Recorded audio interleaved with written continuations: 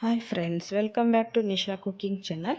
ಇವತ್ತು ನೋಡಿರಿ ಫ್ರೆಂಡ್ಸ್, ನಾನು ನಿಮಗೆ ನಮ್ಮ ಉತ್ತರ ಕರ್ನಾಟಕದ ಸ್ಪೆಷಲ್ ಆದಂತಹ ಹಸಿಮೆಣಸಿನ್ಕಾಯಿ ಹಿಂಡಿ ಮಾಡೋದನ್ನು ತೋರಿಸ್ತಾ ಇದ್ದೀನಿ. ನೋಡಿರಿ, ಸೂಪರ್ ಟೇಸ್ಟಿಯಾಗಿ ಬಂದಿದೆ. ಹಾಗಾದರೆ ಈ ವಿಡಿಯೋ ರೆಸಿಪಿ ನಿಮ್ಗೆ ಇಷ್ಟ ಅನಿಸಿದರೆ ನಮ್ಮ ಚಾನಲ್ಗೆ ಒಂದು ಸಬ್ಸ್ಕ್ರೈಬ್ ಮಾಡಿರಿ, ಫ್ಯಾಮಿಲಿ ಫ್ರೆಂಡ್ಸ್ ಜೊತೆ ಶೇರ್ ಮಾಡಿಕೊಡ್ರಿ. ಇಲ್ಲಿ ನಾನು 1/4 kg ಮೆಣಸಿನ್ಕಾಯಿನ ಬಳಸಿ ಹಿಂಡಿ ಮಾಡ್ತಾಯಿದ್ದೀನಿ. ನೋಡಿರಿ, ತುಂಬ ಖಾರವಾಗಿರುವಂಥ ಮೆಣಸಿನ್ಕಾಯಿನ ಯೂಸ್ ಮಾಡಿರಿ, ಆವಾಗ ಚೆನ್ನಾಗಿ ಬರುತ್ತೆ ಹಿಂಡಿ. ಸಪ್ಪೆ ಇರುವಂಥ ಮೆಣಸಿನ್ಕಾಯಿನ ಯೂಸ್ ಮಾಡಿದ್ರೆ ಖಾರ ಚೆನ್ನಾಗಿ ಬರೋದಿಲ್ಲ. ಈಗ ಮೆಣಸಿನ್ಕಾಯಿನ ಚೆನ್ನಾಗಿ ಫ್ರೈ ಮಾಡಿಕೊಳ್ರಿ. ತವಾ ಬಿಸಿ ಮಾಡಿ ಇದನ್ನು ಸರಿಯಾಗಿ ಹುರ್ಕೋಬೇಕಾಗುತ್ತೆ. ಯಾಕಂದರೆ ಚೆನ್ನಾಗಿ ಹುರಿದ್ರೇ ಈ ಹಿಂಡಿಗೆ ತುಂಬ ಟೇಸ್ಟ್ ಬರುತ್ತೆ. ಇಲ್ಲಾಂದರೆ ಹಸಿ ಹಸಿ ಹುರಿದ್ರೆ ಟೇಸ್ಟ್ ಬರೋದಿಲ್ಲ, ಆಮೇಲೆ ಬೇಗ ಕೆಟ್ಟೋಗುತ್ತೆ ಚಟ್ನಿ. ಈಗ ನೋಡ್ರಿ, ಇದಕ್ಕೆ 1 ಸ್ಪೂನ್ ಅಷ್ಟು ಎಣ್ಣೆ ಹಾಕಿ ಚೆನ್ನಾಗಿ ಹುರ್ಕೊಳ್ರಿ. 2 ಕಡೆ ಕೆಂಪಗಾಗುವವರೆಗೂ ಹುರಿಬೇಕು. ನೀವು ಈ ಥರ ಹಿಂಡಿ ಮಾಡಿ ಇಟ್ಕೊಂಡ್ರೆ ಒಂದು 15 ದಿನವರೆಗೂ ನೀವು ಸ್ಟೋರ್ ಮಾಡಿ ಇಟ್ಕೋಬೋದು, ಕೆಡೋದಿಲ್ಲ, ತುಂಬ ಚೆನ್ನಾಗಿರುತ್ತೆ. ನಾವು ಯಾವುದೇ ಪಲ್ಯ ಮಾಡಲಿ, ಸಾಂಬಾರು ಮಾಡಲಿ, ಅಥವಾ ನೀವು ರೈಸ್ ಐಟಮ್ಸ್ ಏನೇ ಮಾಡಿದರೂ ಸಹಿತ ಇದನ್ನು ಇನ್ಸ್ಟಂಟಾಗಿ ನೀವು ಖಾರನ ಯೂಸ್ ಮಾಡ್ಬೋದು. ಮನೇಲಿ ಜಾಸ್ತಿ ಹಸಿಮೆಣಸಿನ್ಕಾಯಿ ಇದೆ ಅಂದರೆ ಈ ಥರ ಹಿಂಡಿ ಮಾಡಿ ಇಟ್ಕೊಳ್ರಿ, ತಿನ್ನೋಕ್ಕೆ ಚೆನ್ನಾಗಿರುತ್ತೆ.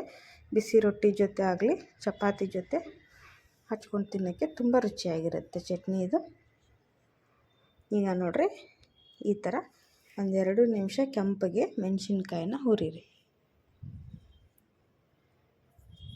ಈಗ ಇದನ್ನು ಪ್ಲೇಟಿಗೆ ತೆಗೆದುಬಿಟ್ಟು ಕಂಪ್ಲೀಟಾಗಿ ಕೂಲ್ ಮಾಡಬೇಕು. ಬಿಸಿಯಾಗಿರುವಾಗ ಮಿಕ್ಸರ್ ಹಾಕಬೇಡ್ರಿ, ಕಂಪ್ಲೀಟಾಗಿ ತಣ್ಣಗಾಗಬೇಕು. ಇವಾಗ ಇದಕ್ಕೆ 2 ಗೆಡ್ಡೆ ಬೆಳ್ಳುಳ್ಳಿನ ಹಾಕ್ತಾಯಿದ್ದೀನಿ ನಾನು. ಆಮೇಲೆ 1 ಸ್ಪೂನ್ ಉಪ್ಪು ಹಾಕ್ತಾಯಿದ್ದೀನಿ, ಕಲ್ಲುಪ್ಪು ಹಾಕ್ತಾಯಿದ್ದೀನಿ. ನೋಡಿರಿ, ಚೆನ್ನಾಗಿರುತ್ತೆ ಟೇಸ್ಟ್ ಕಲ್ಲುಪ್ಪು ಹಾಕಿದರೆ. ಆಮೇಲೆ 1 ಸ್ಪೂನು ಜೀರಿಗೆ ಹಾಕ್ತಾಯಿದ್ದೀನಿ. ಮತ್ತು ಇದಕ್ಕೆ ಸ್ವಲ್ಪ ಹಸಿ ಶುಂಠಿ ಹಾಕ್ತಾಯಿದ್ದೀನಿ. ಅಲ್ಲ, 1 ಇಂಚಷ್ಟು ಅಲ್ಲ ಹಾಕ್ರಿ, ತುಂಬ ಘಮ ಚೆನ್ನಾಗಿರುತ್ತೆ ಫ್ರೆಂಡ್ಸ್ ಇದು. ಒಂದು ಸರಿ ನೀವು ಇದನ್ನು ಮಾಡಿ ನೋಡಿರಿ. ಆಮೇಲೆ ಒಂದು ಅರ್ಧ ಕಟ್ಟಷ್ಟು ಕೊತ್ತಂಬರಿ ಸೊಪ್ಪನ್ನು ಹಾಕ್ತಾಯಿದ್ದೀನಿ. ಇದು ಕೂಡ ಅಷ್ಟೇ, ಕೊತ್ತಂಬರಿ ಸೊಪ್ಪು ನೀವು ಹಾಕಿದಷ್ಟು ರುಚಿ ಚೆನ್ನಾಗಿರುತ್ತೆ, ಘಮ ಕೂಡ ಸೂಪರಾಗಿರುತ್ತೆ ಚಟ್ನಿಗೆ. ಈಗ ಇದನ್ನೆಲ್ಲ ಸೇರಿಸಿ ನಾವು ನೈಸಾಗಿ ಗ್ರೈಂಡ್ ಮಾಡ್ಕೊಂಬರೋಣ.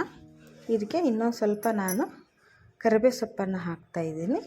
ಸ್ವಲ್ಪ ಹಸಿ ಕರಿಬೇವನ್ನು ಹಾಕಿ, ಆಮೇಲೆ ಟೇಸ್ಟು ಚೆನ್ನಾಗಿರುತ್ತೆ. ಎಲ್ಲದನ್ನು ಹಾಕಿ ಇವಾಗ ಗ್ರೈಂಡ್ ಮಾಡ್ಕೊಂಬರಬೇಕು.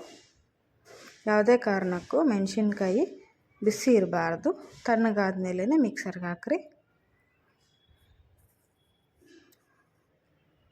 ಈಗ ನೋಡಿ, ಜಾರಿಗೆ ಹಾಕ್ತಾಯಿದ್ದೀನಿ ನಾನು ಹುರಿದಂಥ ಮೆಣಸಿನ್ಕಾಯಿ, ಕರಿಬೇವು, ಶುಂಠಿ, ಬೆಳ್ಳುಳ್ಳಿ, ಆಮೇಲೆ ಕೊತ್ತಂಬರಿ ಸೊಪ್ಪು, ಉಪ್ಪು, ಜೀರಿಗೆ, ನಾನೇನೇನು ಹಾಕಿದ್ದೆ ಎಲ್ಲ ಐಟಮ್ಸನ್ನು ಜಾರಿಗೆ ಹಾಕಿಬಿಟ್ಟು ನೈಸಾಗಿ ಗ್ರೈಂಡ್ ಮಾಡಿಕೊಳ್ರಿ.